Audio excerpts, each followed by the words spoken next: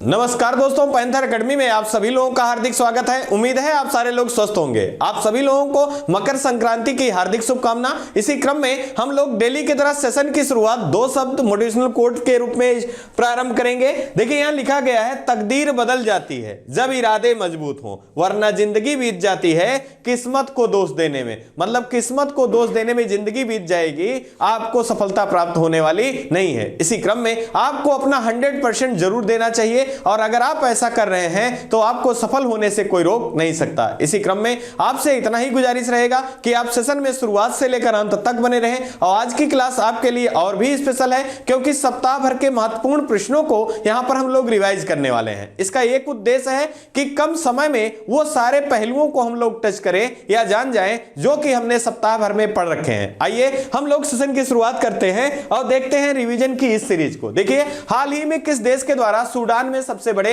महिला शांति रक्षकों के दस्ते को तैनात करने की घोषणा की गई है? तो यह भारत के द्वारा किया गया है। अगला है, हाल ही में चर्चा में रहा कौन सा अंतरराष्ट्रीय संस्थान वन्य जीव बांड जारी किया है? तो विश्व बैंक ने जारी किया है। किसके लिए? तो ब्लैक राइनो के संरक्षण के लिए। यही सूडान से आपको याद रखना है। सूडान की राजधानी क्या है? खार्तूम है। और आप याद रखेंगे कि श्वेत नील कहां से निकलती है? तो आपको याद रखना है श्वेत नील तंजानिया के विक्टोरिया झील से निकलती है। और सूडान की राजधानी में ब्लू नील और श्वेत नील दोनों आपस में मिलकर नील नदी के नाम से जाने जाते हैं। आइए इसी क्रम में अगले महत्वपूर्ण प्रश्न को देखेंगे। हाल ही में चर्चा में रहा दिसंबर माह के लिए यूएनएससी का अध्यक्षता किस देश के द्वारा ग्रहण किया गया? तो आप ध्यान रखेंगे भारत के द्वारा। और यहां यूएनएससी का मतलब यूनाइटेड नेशन सिक्योरिटी काउंसिल है, जिसमें सदस्यों की संख्या 15 होती है और इसमें 10 अस्थायी और 5 अस्थायी सदस्यों की संख्या है। इसी क्रम में आपको ध्यान रखना है यूएनओ का मुख्यालय कहां है? तो न्यूयॉर्क में है।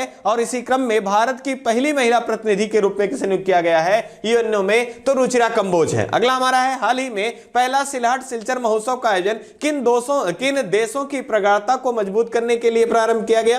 तो भारत और बांग्लादेश के बीच में जो व्यवहारिक दृष्टिकोण है उसको और ज्यादा मजबूत और प्रगाढ़ बनाने के लिए सिलहट सिलचर महोत्सव का आयोजन किया गया। अगला हमारा प्रश्न है, हाल ही में विश्व बैंक का विश्व का पहला ताड़ के पत्ते का पांडुलिपि संग्रहालय कहां प्रारंभ किया गया है? तो ये केरल में। केरल की बात करें तो यहां की राजधानी तिरुवनंतपुरम है और यहां के मुख्यमंत्री पिनरई विजयन और राज्यपाल जो हैं ये आरिफ मोहम्मद खान जी हैं। इसी क्रम में आपको ध्यान रखना है, अगर बात की जाए पांडुलिपियों का संग्रहालय सबसे बड़ा कहां स्थापित किए जाने की घोषणा की गई है? तो गुजरात राज्य में। यह भी आपको ध्यान रखना है। अगला हमारा है, हाल ही में ऑस्ट्रेलिया की किस महिला क्रिकेटर की मूर्ति का अनावरण सिडनी क्रिकेट ग्राउंड परिसर में किया गया? तो बेलिंडा क्लार्क है। यह भी ध्यान रखना है। इसी क्रम में अगर ऑस्ट्रेलिया की बात करें, यहां की राजधानी क्या है? कैनबरा है। वर्तमान में प्रधानमंत्री कौन है? तो आप याद रखेंगे एंथोनी एल्बानीज हैं। आपको याद रखना है। अगले प्रश्न को देखें, हाल ही में किस भारतीय राज्य में ऑक्टेव 2023 का उद्घाटन किया गया?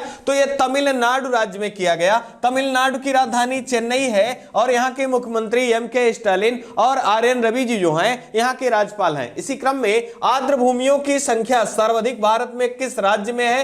तो तमिलनाडु में है। और टोटल कितनी आर्द्र भूमियां हैं? तो यह भी ध्यान रखेंगे 75 आर्द्र भूमियां भारत में वर्तमान में है। आइए अगले प्रश्न को देखें, हाल ही में असम सरकार द्वारा वर्ष 2022-23 के लिए किस राज्य का राज्य के द्वारा सर्वोच्च नागरिक पुरस्कार असम वैभव किसे प्रदान किया गया? तो डॉक्टर तपन सैकिया हैं। आप ध्यान रखें कि जिस तरह से पद्म सम्मानों की घोषणा की जाती है उसी तरह से असम राज्य के द्वारा 3 प्रकार के पुरस्कार दिए जाने की घोषणा की गई है। पहला असम वैभव है, दूसरा असम सौरभ है और तीसरा असम गौरव है। इन तीनों पुरस्कारों में असम वैभव सबसे बड़ा पुरस्कार है जो कि किसे दिया गया गया है डॉक्टर तपन सैकिया को दिया। किस कार्य के लिए? तो कैंसर के क्षेत्र में कार्य करने के लिए दिया गया है। इससे पहले किसे दिया गया था? तो रतन टाटा जी को दिया गया था। यह भी आपके लिए अत्यंत महत्वपूर्ण प्रश्न के रूप में है। आइए अगले महत्वपूर्ण प्रश्न को देखें। हाल ही में चर्चा में रहे रणजी ट्रॉफी के पहले ही ओवर में हैट्रिक लेकर रिकॉर्ड बनाने वाले क्रिकेटर कौन बने हैं? तो जयदेव उनादकट बने हैं।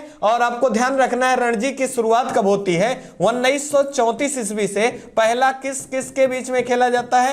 तो मैसूर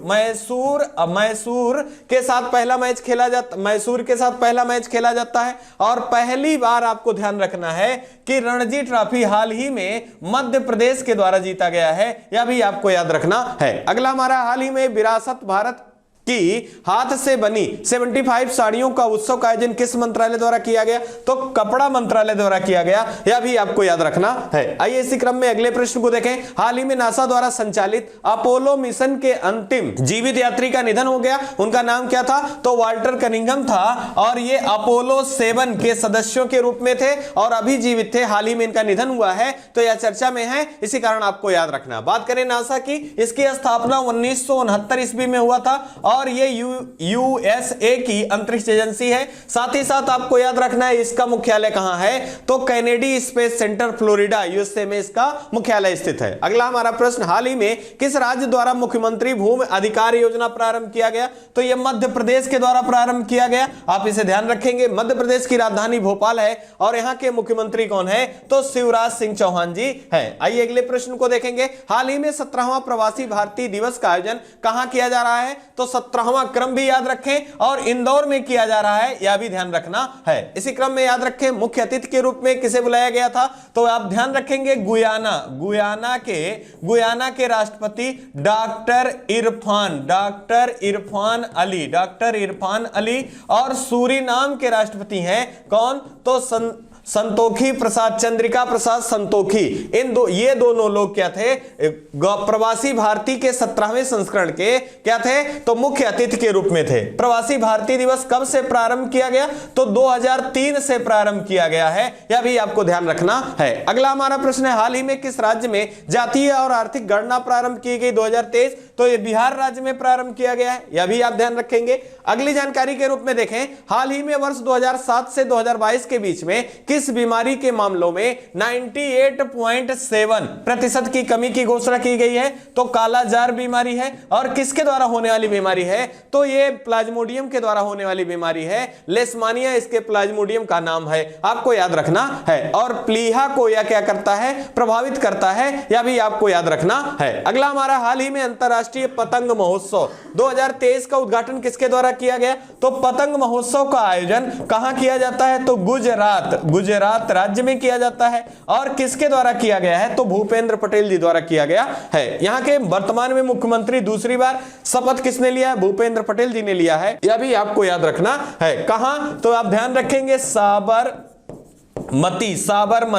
रिवर फ्रंट पर इसका आयोजन किया जाएगा। यहीं पे इसका उद्घाटन किसके द्वारा किया गया? गुजरात के मुख्यमंत्री जी द्वारा किया गया है। आइए इसी क्रम में हम लोग साथ आगे बढ़ते हैं। हाल ही में चर्चा में रहा जैन समुदाय का पवित्र स्थल संवेद शिखर का संबंध किस राज्य से है? तो झारखंड राज्य से है। आप ध्यान रखेंगे जैन मुनि के या जैन धर्म के संस्थापक के रूप में कौन जाने जाते हैं? ऋषभ देव जाने जाते हैं और इन्हीं से संबंधित है, तो आपको याद रखना है। और ये 23वें तीर्थंकर थे पार्श्वनाथ।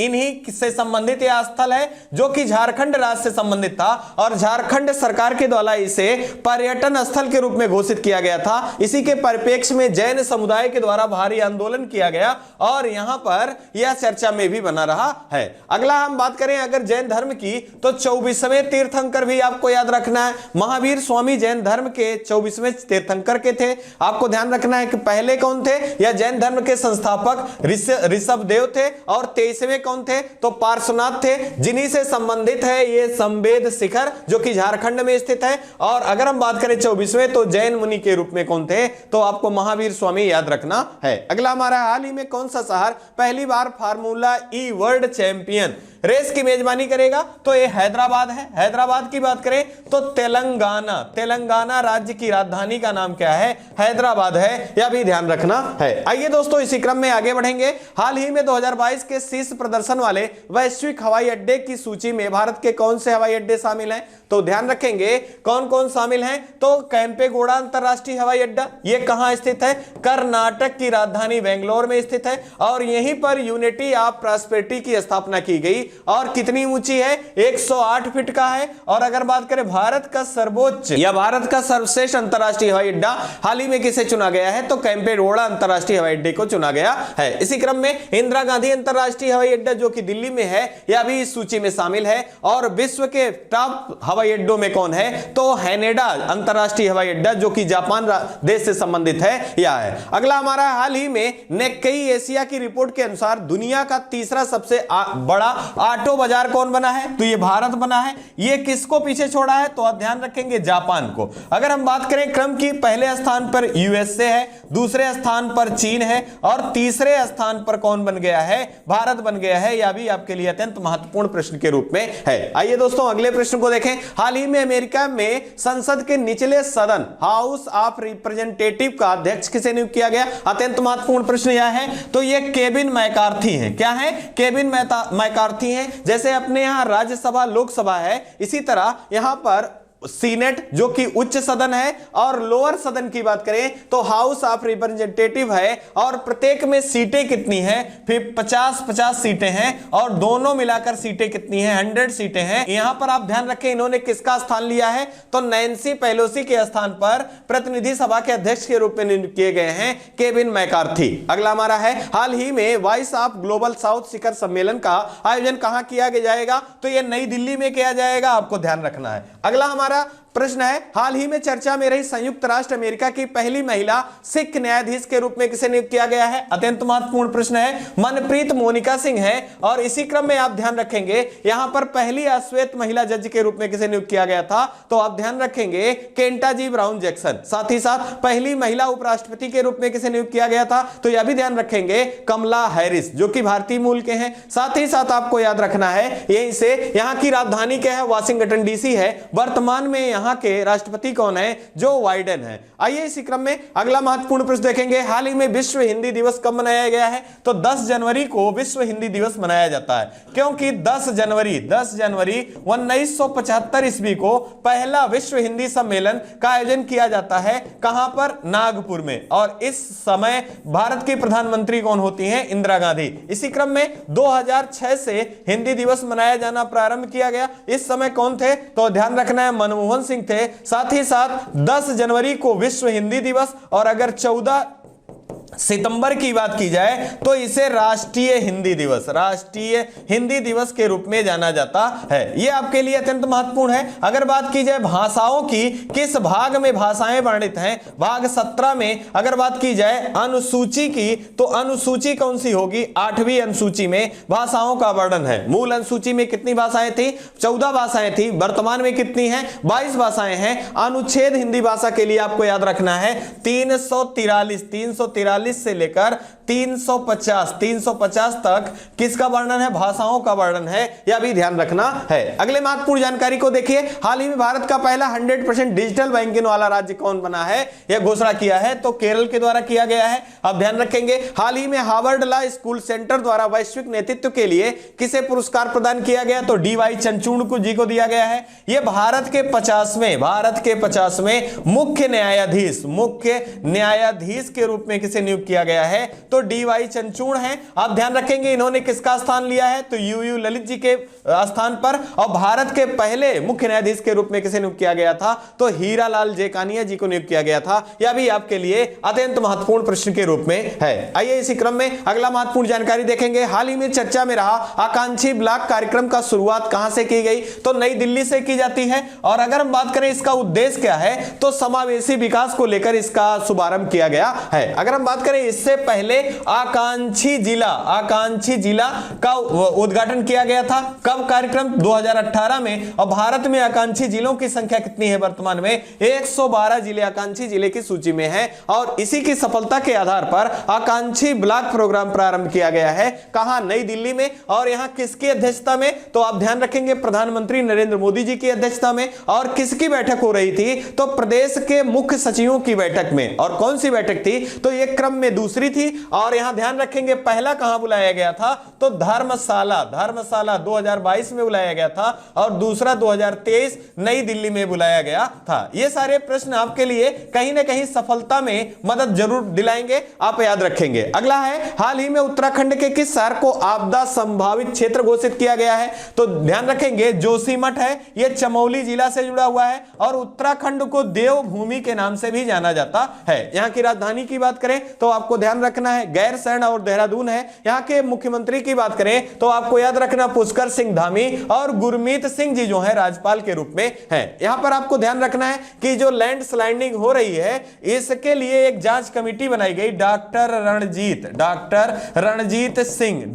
रणजीत सिंह समिति के आधार पर जांच के लिए कमेटी का गठन किया गया है, यह भी ध्यान रखना है। अगले प्रश्न को देखिए, हाल ही में चर्चा में रहा 360 डिग्री वित्तीय लाइफ इंश्योरेंस सुरक्षा अभियान किसके द्वारा प्रारंभ किया गया? तो आईसीआईसीआई बैंक द्वारा प्रारंभ किया गया है, यह भी ध्यान रखना है। अगला हमारा है, हाल ही में चर्चा में रहा पूर्वोत्तर कृषि कुंभ 2023 का आयोजन कहां किया जा रहा है? तो यह मेघालय राज्य में। मेघालय की बात करें तो शिलांग यहां की राजधानी है। कोनराड संगमा यहां के मुख्यमंत्री हैं और बीडी मिश्रा यहां के राज्यपाल हैं, यह भी ध्यान रखना है। इसी क्रम में चेरी ब्लॉसम महोत्सव पूछा जाए, गारो खासी जयंतियां पूछी जाए, पहाड़ियां या जनजातियों के बारे में पूछा जाए तो यह कहां से संबंधित है? मेघालय से। साथ ही साथ आपको याद रखना है मेघालय से अगर पूछा जाए, हाल ही में यहां काजिंद युद्धाभ्यास का आयोजन किया गया था। और काजिंद युद्धाभ्यास किन किन देशों के बीच में किया जाता है? इंडिया और कजाकिस्तान के बीच में किया जाता है। आइए अगले प्रश्न को देखें, हाल ही में Y20 समिति की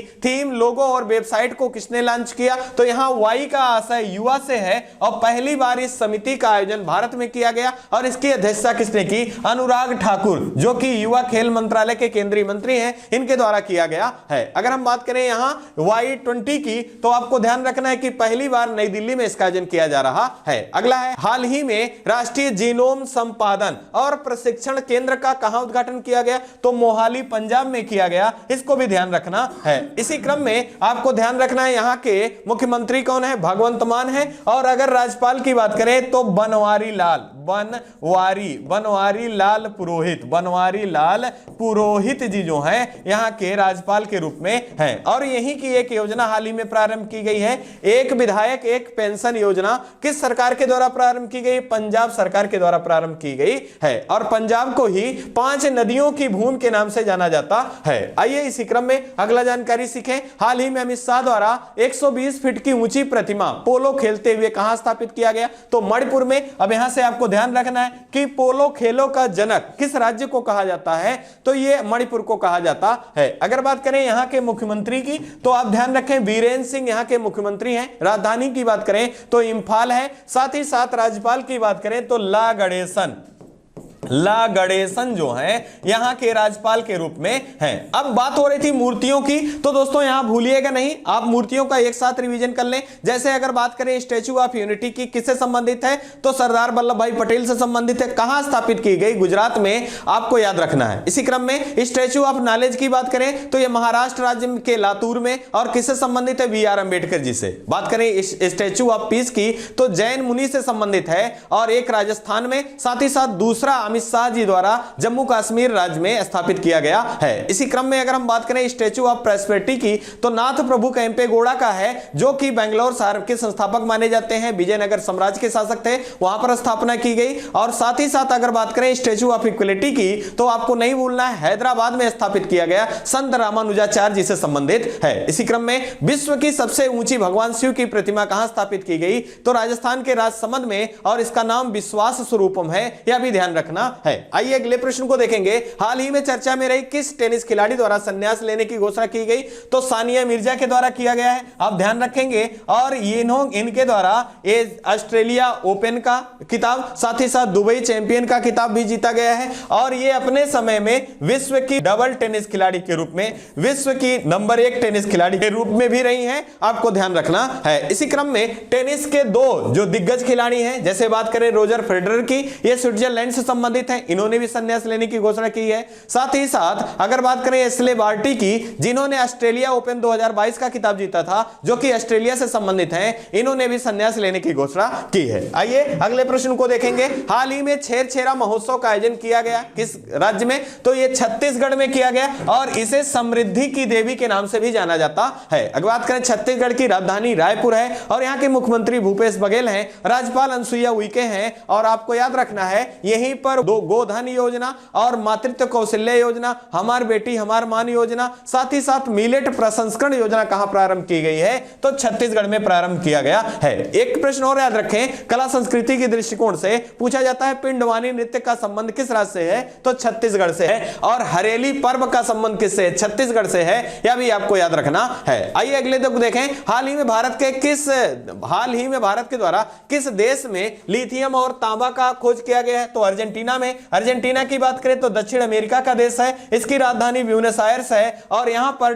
पंपास नाम का घास पाया जाता है, यह भी आपको याद रखना है। लिथियम, अगर बैटरी की बात करें तो जितने भी आपके इस समय के मोबाइल या जो भी बैटरियां लिथियम आयन बेस बनाई जा रही हैं, उनकी स्टेबिलिटी या ड्यूरेबिलिटी अधिक होने के कारण काफी चर्चा में भी है। आइए इसी क्रम में अगले महत्वपूर्ण जानकारी को सीखें। हाल ही में ब्रिटिश जूनियर ओपन टूर्नामेंट 2023 में अंडर 15 आयु वर्ग स्क्वैश का खिताब किस खिलाड़ी ने जीता है? तो अनाहत सिंह जी के द्वारा जीता गया है, आप ध्यान रखेंगे। और आपको याद कर पा रहे हो तो कॉमनवेल्थ गेमों में सबसे कम उम्र के खिलाड़ी कौन थे? इनका खेल क्या था? स्क्वैश, और ये अनाहत सिंह है, यह भी ध्यान रखना है। आइए अगले को देखें। हाल में कौन सी भारतीय फिल्म को ऑस्कर 2023 के लिए नामित किया गया? तो आप ध्यान रखें, पहला आपका छेलो सो है, दूसरा कश्मीर फाइल्स है, तीसरा आरआर है और चौथा आप याद रखेंगे गंगूबाई काठियावाड़, और पांचवा एक है आपको याद रखना है, वो कौन सी फिल्म है? तो आपको याद रखना है कांतारा। कांतारा जो फिल्म है, इन 5 फिल्मों को ऑस्कर के लिए नामित किया गया है 2023 के लिए। अगर बात करें ये संस्करण कौन होगा? 95वां होगा। इसका आयोजन कहां किया जाता है? यूएसए के लॉस एंजल्स में। 94वां कहां किया गया था? यूएसए के लॉस एंजल्स में। बेस्ट फिल्म कौन रही थी? कोडा। बेस्ट निर्देशक की बात करें जैन कैपियन। बेस्ट फिल्म के बारे में बात की हमने किया, कोडा। और बेस्ट अभिनेता और अभिनेत्री की बात करें तो आप याद रखें बिल स्मिथ बेस्ट अभिनेता के रूप में और जेसिका चेस्टन बेस्ट अभिनेत्री के रूप में चुनी गई थी, यह भी आपको ध्यान रखना है। आइए इसी क्रम में अगला देखेंगे। हाल ही में चर्चा में रहे जम्मू कश्मीर के प्रसिद्ध कवि और पहले ज्ञानपीठ पुरस्कार प्राप्तकर्ता कौन थे जिनका हाल ही में निधन हो गया? तो रहमान राही इनका नाम है, जरूर याद रखें। और ये जम्मू कश्मीर के पहले ज्ञानपीठ पुरस्कार प्राप्तकर्ता थे और आपको इसी कारण आपको ध्यान रखना है। और ये पद्म पुरस्कारों से भी सम्मानित किया गया है इनको। साथ ही साथ अगर हम बात करें इनको पद्म पुरस्कार, ज्ञानपीठ पुरस्कार कब दिया गया था? तो 2007 में। और अगर हम बात करें ज्ञानपीठ पुरस्कारों की शुरुआत कब होती है? तो 1961 में ज्ञानपीठ पुरस्कारों की शुरुआत होती है। पहली बार 1965 में दिया जाता है। किसे दिया जाता है? तो आप ध्यान रखें जी शंकर कुरूप को दिया जाता है पुरुष वर्ग में। और महिला वर्ग की बात करें तो आशा पूर्णा देवी जी को दिया जाता है। और हाल ही में पिछले वर्ष में अगर बात करें 56वां और 57वां ज्ञानपीठ पुरस्कार की भी घोषणा की गई। किसे किसे? तो नीलमणि फुकन और दामोदर माउजो को दिए जाने की घोषणा किया गया। यह भी आपके लिए अत्यंत महत्वपूर्ण प्रश्न के रूप में है। अगला है हमारा, हाल ही में किस मंत्रालय द्वारा 10 से 16 जनवरी तक स्टार्टअप इंडिया इनोवेशन वीक 2023 का आयोजन किया गया? तो यह वाणिज्य और उद्योग मंत्रालय के द्वारा। और इसी क्रम में 16 जनवरी को स्टार्टअप दिवस के रूप में मनाया जाता है, यह भी आपको ध्यान रखना है। आइए अगले प्रश्न को देखेंगे। हाल ही में किस राज्य सरकार के द्वारा स्कूल में सामाजिक और भावनात्मक शिक्षा का विकास के लिए साहर्ष योजना प्रारंभ किया गया? तो त्रिपुरा के द्वारा प्रारंभ किया गया, यह भी आपको अत्यंत महत्वपूर्ण प्रश्न के रूप में है। त्रिपुरा की बात करें, अगरतला यहां की राजधानी है। और यहां के अगर मुख्यमंत्री की बात करें कौन है? तो doctor Manik Saha. Doctor doctor Manik Saha. Doctor Manik Saha जो हैं यहाँ के मुख्यमंत्री हैं और बांग्लादेश से 3 तरफ से घिरा हुआ कौन सा राज्य है भारतीय? त्रिपुरा है, यह भी ध्यान रखना है। अगला हमारा हाल ही में किस राज्य सरकार के द्वारा ग्लोबल सिटी अभियान प्रारंभ किया गया? तो उत्तर प्रदेश के द्वारा। और इसका उद्देश्य क्या है? तो नगर निकायों का विकास करना इसका मुख्य उद्देश्य है। इसी क्रम में उत्तर प्रदेश हाल फिलहाल के दिनों में खूब चर्चा में है, यहां से प्रश्न बनने की प्रोबेबिलिटी भी अधिक है। जैसे बात करें 33वां हाथी, 33वां भारत का 33वां हाथी रिजर्व किसे बनाया गया है? तराई हाथी, जो कि उत्तर प्रदेश का दूसरा होगा। पहला कौन है? शिवालिक है। इसी क्रम में 53वां टाइगर रिजर्व के रूप में अगर बात की जाए तो किसे चुना गया है? तो आप ध्यान रखेंगे यह 53वां टाइगर रिजर्व के रूप में रानीपुर टाइगर रिजर्व है। 52वां कौन है? तो आप ध्यान रखेंगे रामगढ़ बिस्दारी को 52वां टाइगर रिजर्व के रूप में घोषित किया गया था, आप ध्यान रखेंगे। इसी क्रम में आर्द्र भूमियों की संख्या दूसरे स्थान पे भारत में किस राज्य में है? तो 10 आर्द्र भूमियां के रूप में उत्तर प्रदेश दूसरे स्थान पे है। अगर पूछा जाए दूध उत्पादन, साथ ही साथ गन्ना उत्पादन या चीनी उत्पादन में उत्तर प्रदेश किस स्थान पर है? पहला स्थान है, यह भी ध्यान रखना है। आइए अगले प्रश्न को देखें। हाल ही में हेनले पासपोर्ट इंडेक्स जारी किया गया, इसमें सबसे शक्तिशाली पासपोर्ट किस देश का है? तो जापान देश का है। और भारत का स्थान यहां कितना है? तो भारत का स्थान 85 है, यह भी आपको ध्यान रखना है। अगला है हाल ही में किस देश की सरकार के द्वारा कर्मचारियों का सेवानिवृत्ति का कार्यकाल 62 से 64 वर्ष कर देने की घोषणा की गई है? तो फ्रांस के द्वारा। फ्रांस की राजधानी क्या है? पेरिस। क्या है? पेरिस है। यहाँ के राष्ट्रपति कौन है? तो आप ध्यान रखेंगे इमैनुएल मैक्रोन जी जो है यहाँ के राष्ट्रपति हैं। और ध्यान रखेंगे कांस फिल्म समारोह का आयोजन कहां किया जाता है? फ्रांस की राजधानी पेरिस में। और 2024 का ग्रीष्मकालीन ओलंपिक का आयोजन कहां किया जाएगा? जिसका शुभंकर फ्रेजियन कैप है, तो यह फ्रांस की राजधानी पेरिस में किया जाएगा। आइए इसी क्रम में अगले प्रश्न को देखेंगे।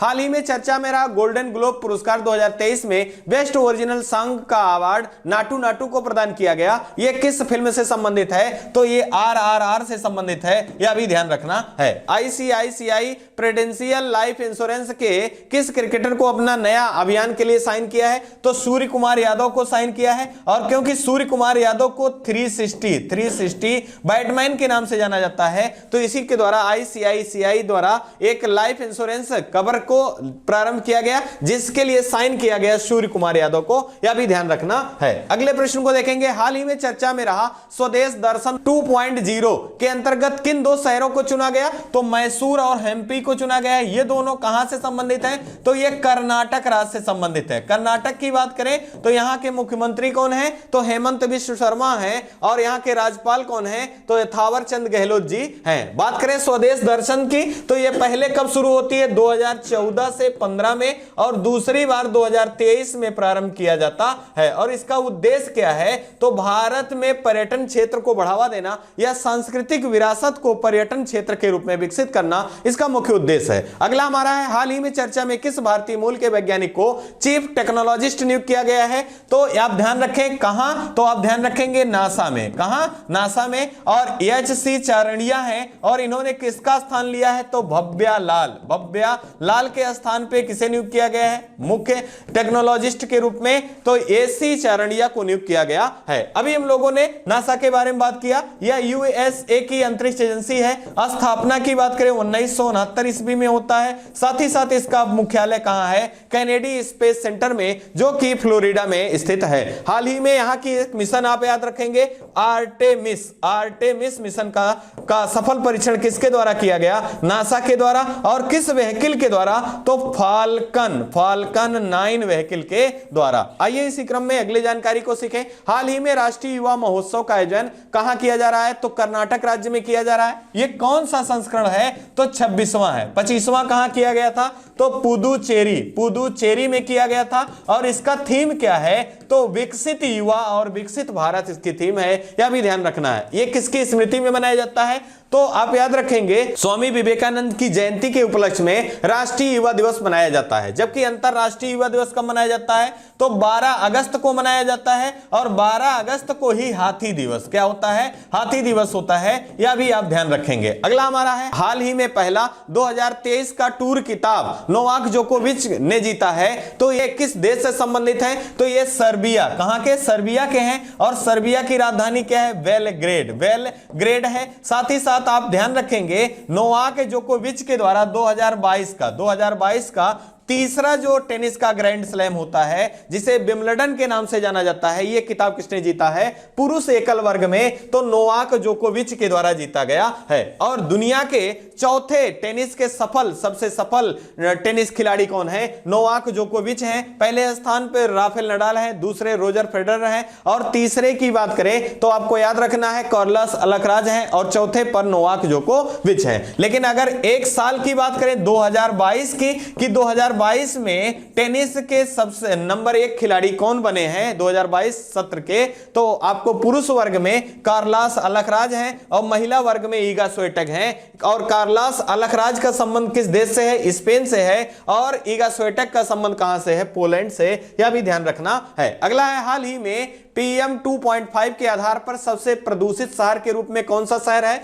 तो नई दिल्ली जो है या दिल्ली जो है यह सबसे प्रदूषित शहरों के रूप में है। दूसरे स्थान पर गाजियाबाद है, यह भी ध्यान रखना है। अगला है, हाल ही में राष्ट्रीय मानव तस्करी जागरूकता दिवस किस वर्ष से मनाया जा रहा है? तो 2007 से मनाया जा रहा है। मतलब मानव अंगों का व्यापार करना, जो कि अनुच्छेद 23 में मानव अंगों का व्यापार पर रोक की बात करता है। और अनुच्छेद 23 का ए में वर्णित है मानव तस्करी के अंगों की तस्करी को रोक लगाना किस अनुच्छेद में है? तो अनुच्छेद 23 में है। और यह जागरूकता दिवस कब मनाया जाता है? तो 11 जनवरी को मनाया जाता है। और सबसे पहली बार कब मनाया गया था? तो 2007 में मनाया गया था। यह भी ध्यान रखना है। आइए इसी क्रम में अगले प्रश्न को देखेंगे। हाल ही में चर्चा में रही MV गंगा विलास किसके द्वारा प्रारंभ किया गया? तो प्रधानमंत्री नरेंद्र मोदी द्वारा प्रारंभ किया गया। और दुनिया की सबसे लंबी वाटरवे सेवा है, आप ध्यान रखेंगे, किस नदी पर बनाया गया? तो गंगा नदी पर बनाया गया।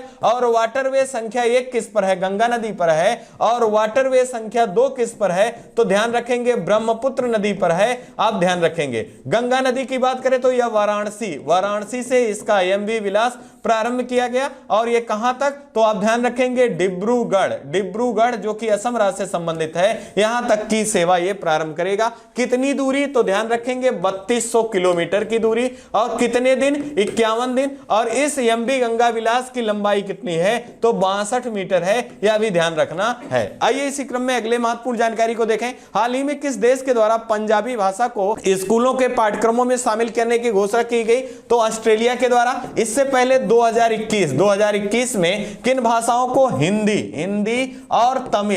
और तमिल भाषा को शामिल किया गया है। अब 2023 में किस भाषा को शामिल किया गया है? तो आप ध्यान रखेंगे पंजाबी भाषा को शामिल किया गया है। अगर बात करें ऑस्ट्रेलिया की, राजधानी कैनबरा है और यहां के प्रधानमंत्री एंथोनी एल्बानीज हैं। इसी क्रम में प्यासी भूमि का देश गोल्डन प्लीज, साथ ही साथ कंगारुओं का देश और ग्रेट डिवाइडिंग रेंज किस देश में स्थित है? तो ऑस्ट्रेलिया में। मरे डार्लिंग नदी का संबंध किस देश से है? ऑस्ट्रेलिया से। कॉमनवेल्थ गेमों की बात करें कि 2026 का 23वां कहां जीत किया जाएगा? तो ऑस्ट्रेलिया में। और क्वाड देशों की 5वीं बैठक कहां बुलाई जाएगी? ऑस्ट्रेलिया में। साथ ही साथ प्रवाल से बनी सबसे बड़ी भित्ति कौन सी है? तो ग्रेट बैरियर रीफ है। और सर्वोच्च चोटी माउंट कोसिस्को है। यह भी ध्यान रखना है। आइए इसी क्रम में अगला देखेंगे। हाल ही में चर्चा में रहे स्पेयर शीर्षक के रूप में अपना संस्मरण किसने जारी किया? तो प्रिंस हैरी के द्वारा जारी किया गया। यह भी आपके लिए अत्यंत महत्वपूर्ण प्रश्न के रूप में है। अगला है, हाल ही में USA के द्वारा किसके लिए दुनिया का पहला टीका जारी किया गया? तो मधुमक्खी के लिए जारी किया गया, क्योंकि यहां मधुमक्खियों की गिरती संख्या और जो मधुमक्खी पालन से जुड़े या व्यवसाय से जुड़े लोग हैं उनके व्यवसाय पर असर के लिए यह टीका जारी किया गया USA के द्वारा। अगले प्रश्न को देखें। हाल ही में सारंग महोत्सव 2023 का आयोजन कहां किया गया? तो IIT मद्रास में किया गया। और यह किसके द्वारा किया जाता है? तो आप ध्यान रखेंगे यह छात्रों के द्वारा संपादित किया जाने वाला महोत्सव है, आप याद रखेंगे। अगला, हाल ही में किस भारतीय राज्य के द्वारा महिलाओं को 30% क्षैतिज रूप से आरक्षण दिए जाने की घोषणा की गई है? तो यह उत्तराखंड राज्य के द्वारा किया गया। उत्तराखंड की बात करें, पुष्कर सिंह धामी जो हैं यहां के मुख्यमंत्री हैं। और अगर हम बात करें यहां के राज्यपाल की तो गुरमीत सिंह जो हैं यहां के राज्यपाल के रूप में हैं। आइए यहां पर हम ध्यान दें अगले महत्वपूर्ण प्रश्न को।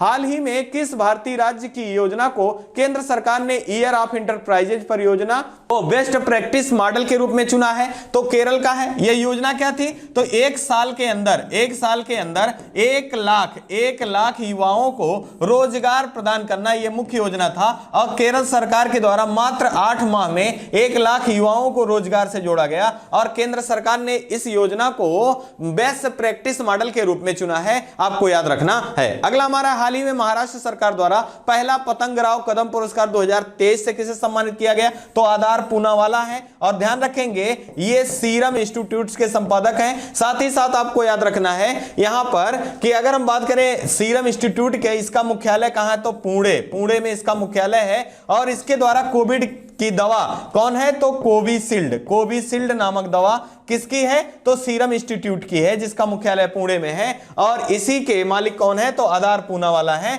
याद रखना है। अगले प्रश्न को देखें, हाल ही में चर्चा में रहा डॉक्टर श्यामा प्रसाद मुखर्जी राष्ट्रीय जल और स्वच्छता संस्थान कहां स्थित है, तो आप ध्यान रखें कोलकाता में है। इसका पहले नाम क्या था, तो राष्ट्रीय जल और स्वच्छता संस्थान था और इसका नाम परिवर्तित करके डॉक्टर श्यामा प्रसाद मुखर्जी कर दिया गया है। डॉक्टर श्यामा प्रसाद मुखर्जी से संबंधित अगर आपको बताएं तो यहां पर आपको ध्यान देना है कि अगर जनता दल या जिसे आज के समय में बीजेपी के नाम से जाना जाता है, भारतीय जनता पार्टी के नाम से जाना जाता है, इसके संस्थापक के रूप में कौन थे, तो श्यामा प्रसाद मुखर्जी थे। और इन्होंने जनता दल के रूप में इसे संस्थापित किया था। बाद में अटल बिहारी वाजपेयी द्वारा इसे भारतीय जनता पार्टी का नाम दिया गया है, यह भी ध्यान रखना है। अगला और लास्ट है, हाल ही में चर्चा में रहा पुस्तक revolutionaries the other story of how India in intense freedom नामक पुस्तक का विमोचन किसके द्वारा किया गया, तो अमित शाह जी द्वारा किया गया। और इसके लेखक कौन है, तो आप ध्यान रखेंगे संजीव सान्याल हैं जो कि भारत के मुख्य अर्थशास्त्रियों में शामिल हैं। और यह पुस्तक किस पर आधारित है, तो जो अंग्रेजी भाषा की रूढ़वादिता है इसी पर आधारित है यह पुस्तक, आपको याद रखना है। इसी क्रम में ये 60 प्रश्नों का रिवीजन का सीरीज, मतलब सप्ताह भर के महत्वपूर्ण प्रश्नों का हम लोगों ने रिवीजन कर लिया है। उम्मीद है आपको ये सेशन पसंद आएगा। अगर इससे अलग आपको विस्तृत जानकारी चाहिए तो प्लेलिस्ट में वीडियो पड़ी है, आप उनको जरूर देखें। आप अपना प्रेम स्नेह इस चैनल पर हमेशा इसी तरह बनाए रखें और आप अपना और अपने परिवार का खूब ढेर सारा ध्यान रखें। जय हिंद, जय भारत।